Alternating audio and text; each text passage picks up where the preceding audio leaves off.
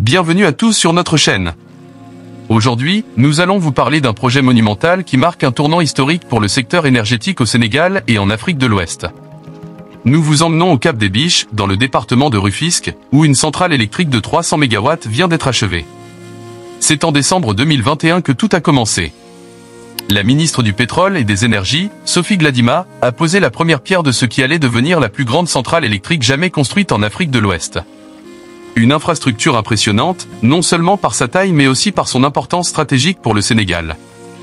Lors de la cérémonie de lancement, Madame Gladima a souligné que cette centrale, entièrement financée par des Sénégalais à travers le consortium West African Energy, dirigé par l'ancien ministre de l'Énergie, Samuel Sarr, représentait un investissement colossal de 220 milliards de francs CFA.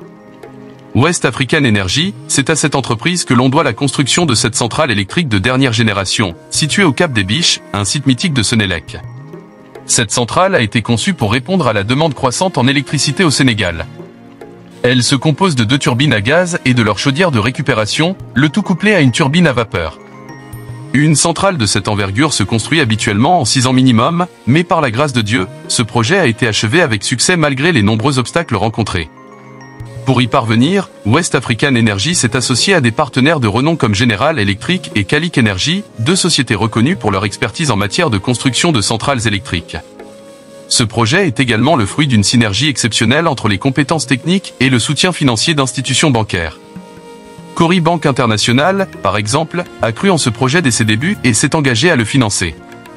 Cet engagement témoigne de la volonté de ces institutions de soutenir des projets qui transforment la vie des populations et renforcent l'inclusion financière.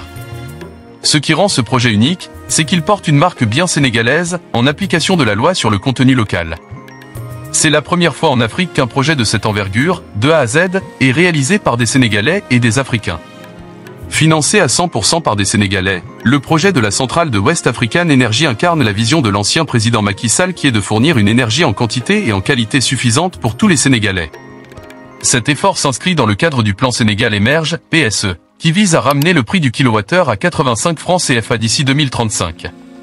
Senelec, avec une participation de 15% dans le capital de West African Energy, voit sa capacité de production renforcée, cette centrale couvrant environ 25% du parc de production électrique du pays. L'allumage de la centrale et sa synchronisation avec le réseau national marquent une nouvelle ère pour l'énergie au Sénégal. Le Cap des Biches est désormais un symbole d'innovation et de progrès pour le Sénégal. Alors que la centrale entre en fonction en ce mois de septembre, elle représente un avenir plus lumineux pour tous les Sénégalais, avec une énergie plus fiable et accessible pour tous. Aujourd'hui présent a été l'un des initiateurs du projet. Il y a cru, il connaît le projet mieux que tout le monde. Et on continue à bénéficier vraiment de son support. Nous vous remercions beaucoup, monsieur le DG. Merci. Merci à tout le monde. Remercier d'abord tous les partenaires. Donc, WA en premier. Donc, ils sont des investisseurs locaux, comme vous l'avez dit.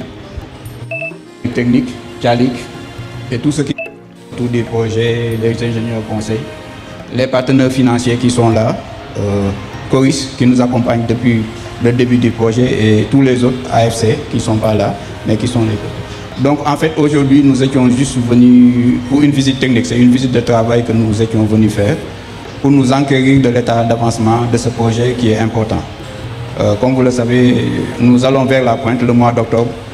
Et ce projet-là va participer en tout cas à résorber la demande au mois d'octobre. Donc c'était vraiment le premier objectif, c'était s'assurer que nous serons dans les délais pour que le projet puisse participer à cette pointe-là. Maintenant pour l'histoire, il faut dire que depuis 1998, nous faisons de la production indépendante. Donc avec GTI, qui a été le premier projet indépendant, et de fil en aiguille, nous en sommes arrivés à WR. Il y a eu Malikunda, Kounoun, Toben, etc. Et c'est le lieu de dire que pour chaque en tout cas, projet qui a été fait, Senelec tire l'expérience qu'on a avec ces contrats-là. Et comme je le disais tout à l'heure dans la salle de réunion où nous étions en train de suivre le projet, ce projet pour moi fait partie d'un des projets en tout cas le plus abouti en termes de partenariat. Parce que pour les autres projets, on avait l'habitude, moi quand je venais en Senelec à 98, l'idée globale c'était qu'un IPP c'est une boîte noire. Nous on achète de l'énergie, ils nous vendent de l'énergie. La seule responsabilité de Senelec, c'était de payer l'énergie. Et pour la partie en tout cas contractuelle, c'était de nous fournir de l'énergie selon le contrat. Pour ce projet-là, du début à la fin, de l'appel d'offres au financement, il n'y a pas en tout cas une seule activité qui n'a pas été faite avec les gens de Senelec. Et donc comme il l'a dit, c'est un projet que nous connaissons parce que nous avons suivi du début à la fin. Et en termes techniques, il faut le dire parce que quand même il faut éclairer, disons, aussi bien les techniciens que ceux qui ne sont pas techniciens. Ce n'est pas parce que la capacité est de 300 MW qu'il faut par ailleurs installer d'autres centrales qui font cette capacité. Vous l'avez visité aujourd'hui, on ne va mettre en place qu'une seule turbine. On ne va en tout cas mettre en marche qu'une seule turbine de 100 MW. Donc bien que ça soit une capacité de 300 MW, elle est composée de 3 parties. Et comme vous avez dû certainement le voir, il y a deux turbines de 130 MW et une turbine à vapeur qui va permettre en tout cas d'améliorer le rendement. Et pour chaque partie, il y a en tout cas une forte chance qu'on ne perde pas les 300 MW d'un seul coup. Tout ça pour dire en fait qu'un projet, quand nous le faisons quand même, Senelec prend les garanties pour faire les études nécessaires pour être sûr que le projet s'intègre globalement dans notre mix énergétique. La deuxième chose qu'il faut reconnaître, c'est pour ce projet-là, c'est un projet innovant. Donc projet innovant dans le sens où ce sont des investisseurs locaux. Pour tous les autres IPP que vous avez aujourd'hui, en tout cas pour l'essentiel, ce sont des investisseurs étrangers qui viennent, qui construisent le projet et pour lequel, comme j'ai dit, on a une relation contractuelle d'achat, on achète et ils nous vendent. Pour ce projet-là, c'est des investisseurs sénégalais qui se sont regroupés, qui ont fait toutes les démarches nécessaires pour amener le financement en s'associant avec Senelec qui est le bras technique. Donc, au-delà du fait que ce projet va en tout cas apporter un plus sur la stratégie gaz sous Pao, parce que ça sera l'une des plus grosses centrales où on va utiliser presque la majeure partie du gaz, donc qui à terme va permettre de réduire le coût d'électricité.